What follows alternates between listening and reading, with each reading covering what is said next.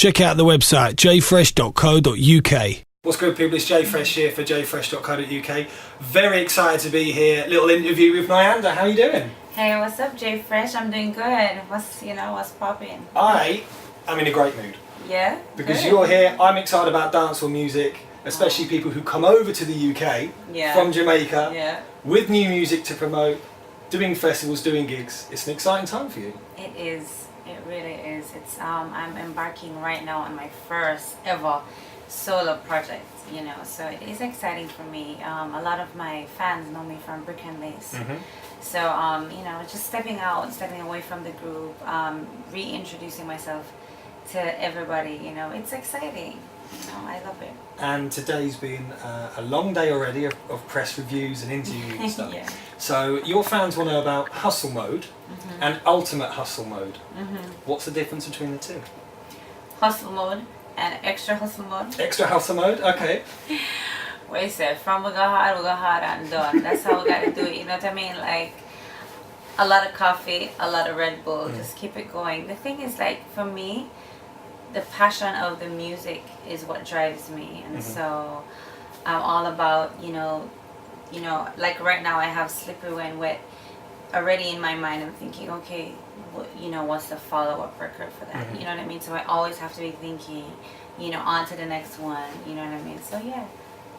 I'm impressed by the work rate now. You mentioned about your recent single Slippery When Wet. I need to be honest with you, you actually got me into trouble with my girlfriend. No way. I was in the office with the emails open when an email appears, and in the subject bar is the word Slippery When Wet. Okay. I would never complain to any record plugger for sending it to me like that. My girlfriend sat right next to me saying, "What have you been doing, Jay?" Wow. And it was only then when I opened the email and obviously went through the record she understood, so you almost got me into trouble then. That's crazy. I'm sorry. But did it make it interesting later? It did, because then I showed her the video. Yeah. And then it all kind of came together from there. So, in your own words, the concept behind the record, how did it come around? Well, Slippery When Wet, my production team actually came up with the concept for that. I work with a production team called Black Lion. And we write together, and they produce the tracks. So they had the idea. I just came up with the end where it said, "But be careful where you step, come a slippery when wet." But they had the jump in the middle thing. Okay. So that's how the whole song came about. I know it's a little naughty. Little bit, just a little bit. A little bit, but it's fun and it's it's quirky, right? It's still, your girlfriend likes it. She likes it, yeah. After the whole incident, after we cleared things up, all right, good. And then obviously we looked at the video, and as a male looking at the video, there's one thing that stands out more than anything else. Okay. And that's the yellow heels. Wow. That's the second person who said anything to me about the yellow heels. Where did you get them from? Not for me, I should point out. No, they came from my friend, actually my girlfriend, who has a store in West Palm Beach. Okay, wicked. So she showed me everything that she had, and I'm like, those yellow shoes. And I was able, luckily, because they're very high though. So luckily I was in the bedroom scene, and I was on the bed, so it was cool. But yeah, it's funny that you noticed that. That's kind of different. I buy shoes for my girlfriend. So, yes, that's nice. Guys, you hear that? Buy shoes for your girlfriend. Understand. That's how you gotta do it. On the way, we believe there's a new album from you, a solo album. What information can you give that about records that are coming out, feature artists on that? Well, to be honest, I did not set out to do a solo album. We were just putting out singles, because the first single that we actually released was Trouble, which was a dancehall remix to Taylor Swift song. That's right, yeah. So but we made a more hardcore dancehall, and that was received well, especially here in the UK. I have to say, I have to big up the UK Naya Tribe fans out there and everybody who supported that record, because that was really my first effort, going solo. And then after that, of course, Slippery. Right now I have a song that I just did called Footprints. That one is featuring Assassin, Agent Sasko. And I have another song called Boom and Rave featuring Mr. Vegas. So I have the featurings coming because, like when I did Footprints, I just felt like Assassin would be perfect for that. Vegas, he would have been perfect for Boom and Rave. So, you know what I mean? Like, I feel blessed so far to have, you know, these featurings, because obviously Assassin is, you know, premier artist out of Jamaica. So is Mr. Vegas. So I feel very fortunate. And I have more collabs coming. And you're here in the UK at the moment, and you've mentioned some legendary artists there. I'm a big fan of Vegas. Is there anyone here in the UK, dancehall-wise, who you're thinking, you're good? Well, let me tell you something. Sounds interesting. I want to know about this. No. I actually did a show in Kinshasa with Eve and Fuse. Oh, with Fuse OEG, okay. So this is my first time ever meeting this guy. I'm like, you know, I like his vibe because I saw his show and I saw the whole dance, the azonto and everything. So from that time, but he told me he was from here, you know. So from that time we said we're gonna do something. So I think I'm gonna be doing something with Fuse. I think he's quite talented. I like his vibe, and I think, you know, I definitely think we could make some magic there. And whilst you're here in the UK, have you had time to go out and party? Will you have time, or is it strictly work? Well, to be honest, on this trip it was strictly work with a little bit of shopping. So sometime if I can get a little bit of shopping, that would be the equivalent for the party. Shoes? Yes, a little bit. I'll probably have to get a new suitcase now. But anyway. There's about 10 suitcases in here already. But That's hilarious. no, it's good, it's good. No, so I didn't get to party, but I will come back for the carnival and get my party on there. And I will be performing too. The carnival It's in not Notting a carnival Hill. that people can look forward to. Yes. Interesting question about Jamaica. Does it have many festivals or festival seasons? Well, we have, you know, Reggae Sumfest, which is a very big one. That one happens, you know, over the summertime. And then we have the Jazz and Blues Festival, you know, which is huge also. So, yeah, we do Sting. Jamaica loves music and big concerts. So we do a lot there, definitely. And now we're going to move into some Twitter questions.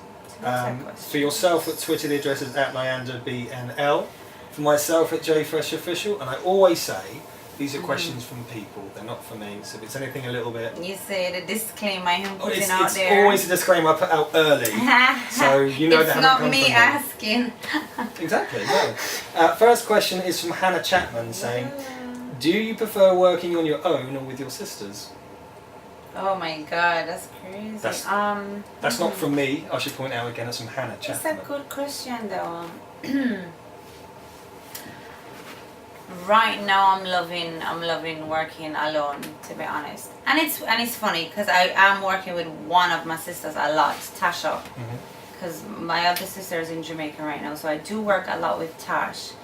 And I think, you know, when you're doing something solo, you get the chance to be selfish, you know, with your ideas. You don't have to compromise. If you have an idea you think it's good, nobody can tell you, you know. You go with it. You go with it. Yeah, you go with it. And then even if you know, you put yourself out there. So that's the maybe scary part. So that if it doesn't work, you can be blamed. Okay, my bad. I was wrong. You know what I mean? But at the end of the day, you know that it was your, you know, your vision, your directions. So that's what I love now about being solo. But I do love working with my girls, with my sisters. I think, you know, we definitely have great ideas. But sometimes we clash. So sometimes it's like too many ideas. They were like, okay, because I have 3 sisters, so it's 4 of us. We're like, okay, you 2 go in that room.